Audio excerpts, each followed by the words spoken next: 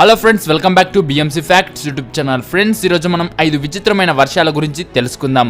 చేపల వర్షం, కప్పల వర్షం ఎలా పడుతుంది, కేరళలో రక్తపు వర్షం కురవడానికి వెనుకున్న రహస్యం, బూడిద వర్షం గురించి, ఆకాశం నుంచి పడ్డ ఆబు గురించి, ఇలా విచిత్రమైన వర్షాలు ఇంకా ఆకాశం నుంచి పడ్డ వాటి గురించి తెలుసుకుందాం. ఈ వీడియో చాలా ఇంట్రెస్టింగ్ గా ఉంటుంది ఫ్రెండ్స్, మిస్ చేసుకోకుండా లాస్ట్ వరకు చూడండి.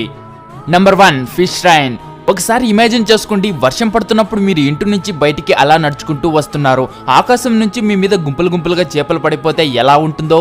ఇలాంటి చేపల వర్షం గురించి మీరు ముందే వినే ఉంటారు కాబట్టి ఇది మీకు అంతగా షాకింగ్ అనిపించకపోవచ్చు. కానీ పిల్లులకి, కుక్కలకైతే ఇదొక విందు భోజనం. పలానా చోట చేపల వర్షం పడిందని చెప్పుకోవటం వినే ఉంటారు. కానీ అది ఎలా సాధ్యం? ఆకాశం నుంచి నిజంగానే చేపలు పడతాయా? 2017 సెప్టెంబర్ లో మెక్సికోలో ఉన్న తమిళిపాస్ స్టేట్ లో ఇలానే చేపలు ఆకాశం నుంచి పడింది. దాన్ని చూసి అందరూ షాక్ అయ్యారు. ఇలా చేపలు పడటం వెనుక ఏదో రహస్యం ఉందనుకోకండి. చేపలు ఆకాశం నుంచే పడినా ఆకాశంలో ఏం చేపలు ఉండవు. నిజానికి అవి భూమి మీద నుంచే ఆకాశానికి వెళతాయి. ఎలానో సరిగా అర్థం కావట్లేదు కదా. సముద్రాలపై టోర్నడోలు ఏర్పడి వేగంగా సుడులు తిరుగుతూ ప్రయాణించేటప్పుడు చేపలు, కప్పులు ఇంకా నీటిలో ఉండే కొన్ని జంతువులు అమితమైన శక్తితో పైకి వెళ్లిపోతాయి. ఒక్కోసారి టోర్నడోలతో పాటు గాలిలో వందల కిలోమీటర్ల దూరం ఈ జంతువులు ప్రయాణిస్తుంటాయి. ఒకసారి ఆ టోర్నడో బలహీనపడితే ఈ జంతువులు వర్షంలా నేలపై పడతాయి. ఈ విధంగానే చేపల వర్షం అక్కడ పడింది. సేమ్ చేపల వర్షం, కప్పల వర్షం కూడా ఇలానే పడుతుంది. మన రాష్ట్రంలో అయితే 2015 కృష్ణా జిల్లాలోని గోళ్లమూడి గ్రామంలో ఇలానే ఆకాశం నుంచి చేపలు, కప్పలు రాలిపడ్డాయి. ఆ చేపలను ప్రజలు ఏరుకుని వాళ్ళ ఇళ్లకు తీసుకెళ్లారు. అలాగే 2008లో కేరళలోని కందనసరి గ్రామంలో, 2009లో గుజరాత్ లోని జామ్నాబాద్ గ్రామంలో ఇలానే చేపల వర్షం పడింది. ఫ్రెండ్స్, మీరు కూడా చేపల వర్షం గురించి ఎప్పుడైనా వినే ఉంటే కింద ఎస్ అని కామెంట్ చేయండి. Number 2, bad train. ఆస్ట్రేలియాలో మనుషులే కాదు, జంతువులు కూడా ఒక ఛాలెంజింగ్ లైఫ్ ని ఫేస్ చేశాయి. 2008 జనవరిలో దక్షిణ క్వీన్స్లాండ్ లోని చాలా ప్రాంతాల్లో ఉష్ణోగ్రతలు చాలా భరించలేనంతగా ఎక్కువైంది. దగ్గరికి 48 డిగ్రీ సెల్సియస్ కు రీచ్ అయింది. మనమైతే వేడిని తగ్గించుకోవడానికి కోల్డ్ వాటర్ తో స్నానం చేయటం, ఐస్ క్రీమ్స్ తినడం లాంటివి చేస్తాం. కానీ జంతువులు, పక్షులు అలాంటివి ఏమీ చేయలేవు కదా. ఆ టైంలో ఆకాశంలో ప్రయాణించే పక్షులు ఆ వేడికి తట్టుకోలేక వర్షం పడినట్టు కిందకు పడిపోయి చనిపోయాయి. ఈ పక్షులు వర్షం నుంచి పడింది కాకపోవచ్చు, కానీ వర్షపు చినుకులు ఎలాగైతే రాలుతుందో అలా ఆ పక్షులు ఆ వేడిని తట్టుకోలేక కిందకు పడిపోయి గిలగిలా కొట్టుకుంటూ చనిపోయాయి. మిగతా పక్షులు చనిపోయాయి, కానీ కేవలం గబ్బిలాలు మాత్రం 1,00,000 వరకు చనిపోయి అక్కడక్కడ కుప్పలుగా పడిపోయి ఉన్నాయి. ఇది చూసి చాలా మంది బాధపడ్డారు. పాపం 1,00,000 గబ్బిలాలంటే తక్కువ చెప్పండి ఫ్రెండ్స్. Number 3, blood rain. అంటే రక్తపు వర్షం. ఆకాశం నుంచి రక్తం పడిందనుకుంటున్నారా ఏమి? అంటే నిజమైన రక్తం కాదు ఫ్రెండ్స్, ఎర్రగా ఉండే వర్షపు నీళ్లు. ఇలాంటి వర్షమే 2001లో మన పక్క రాష్ట్రమైన కేరళలో పడింది. హిందూ పురాణాల ప్రకారం రక్తపు వర్షం కురవటం అంటే ఏదో ఒక వినాశనం జరుగుతుందని నమ్మకం. ఈ బ్లడ్ రైన్ లో అధిక శాతం ఎర్రటి కణాలు ఉండటం వల్ల ఇలా ఎర్రగా పడిందని అంటారు. ఇంకొంతమంది అయితే భూమి మీదకి వచ్చిన ఉల్కలు పేలిపోవటం వల్ల వచ్చిన పొడి మొత్తం మబ్బుల్లో కలిసి రసాయన చర్య జరగటం వల్ల ఈ రకమైన వర్షం పడిందని అంటారు. కానీ శాస్త్రవేత్తలు ఏం చెప్తున్నారంటే నీటిలో పెరిగే హెమటోకోకస్ ప్లూవియాలిస్ అనే సూక్ష్మమైన ఆల్గే మొక్క ఒత్తిడికి లోనైనప్పుడు ఎర్రటి రంగు కణాలను ఉత్పత్తి చేస్తాయి. కాబట్టి అప్పుడు ఆ నీరు ఎర్రగా మారుతుంది. ఆ తర్వాత ఆ నీరు ఆవిరై మేఘాలుగా మారినప్పుడు ఆ మేఘం కరిగి ఎర్రటి వర్షంగా కురుస్తుంది.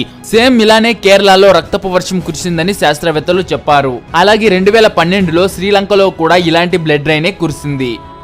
Number 4, ash rain. ఇండోనేషియా తెలుసు కదా. ఈ దేశాన్ని అగ్ని పర్వతాలకు కేర్ ఆఫ్ అడ్రస్ గా చెప్పుకోవచ్చు. అలా నేను ఎందుకంటున్నానంటే ఈ దేశంలో 130 యాక్టివ్ వాల్కనోస్ ఉన్నాయి. వాల్కనోస్ అంటే అగ్ని పర్వతాలు. ఎప్పుడు పేలిపోతాయో అనే భయంతో అక్కడి ప్రజలు ఉన్నారు.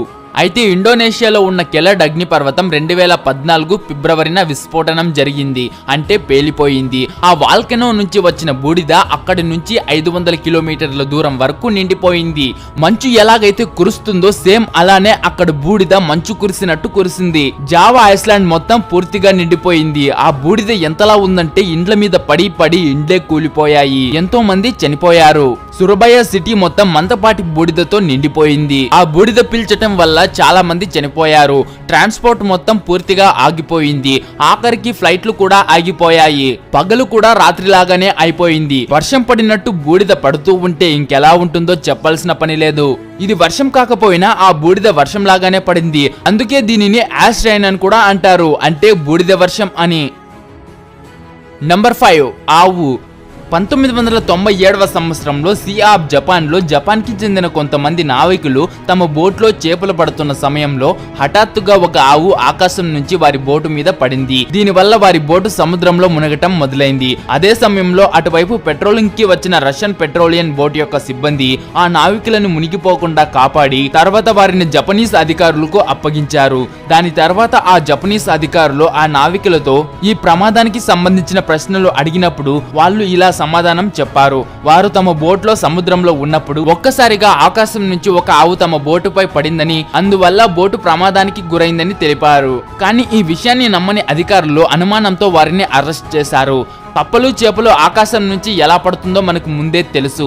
అవి బరువు తక్కువ ఉండటంతో టోర్నడోలతో పాటు పైకి వెళ్ళిపోతుంది. కానీ ఆవులు బరువుగా ఉంటుంది, పైకి వెళ్ళలేవు. మరి ఆకాశం నుంచి ఆవు ఎలా పడింది? దీని వెనుకున్న రహస్యం ఏంటంటే, రష్యన్ ఎయిర్ ఫోర్స్ యొక్క ఒక ఉద్యోగి బీప్ కోసం కొన్ని ఆవులను దొంగలించి తన విమానంలో వేరే ప్రాంతానికి తీసుకువెళ్లే సమయంలో ఆ ఆవుల బరువు విమానం మోయగలిగే కెపాసిటీ కంటే అధికంగా ఉండటంతో ఆ విమానం బ్యాలెన్స్ తప్పటం మొదలైంది. దాంతో ఆ వ్యక్తి భయపడి ఆ విమానంలో ఉన్న ఆవుల్లో కొన్నింటిని 30,000 అడుగుల నుంచి కిందకు తోసేశాడు. వాటిలో ఒకటే ఈ బోటు మీద పడింది. ఈ విషయాన్ని రష్యన్ ఎయిర్ ఫోర్స్ అధికారులు 2 వారాల తర్వాత జపనీస్ అధికారులకు తెలియజేశారు. దాంతో వారు ఆ నావికులను విడిచిపెట్టారు. ఫ్రెండ్స్, ఇంతవరకు మీరు నా యూట్యూబ్ ఛానల్ కనుక సబ్స్క్రైబ్ చేసుకోకపోయింటే ఇప్పుడే కింద కనిపిస్తుంది కదా సబ్స్క్రైబ్ బటన్, దాన్ని నొక్కి సబ్స్క్రైబ్ చేసుకోండి. పక్కన ఒక బెల్ వస్తుంది, దానిపైన కూడా క్లిక్ చేయండి.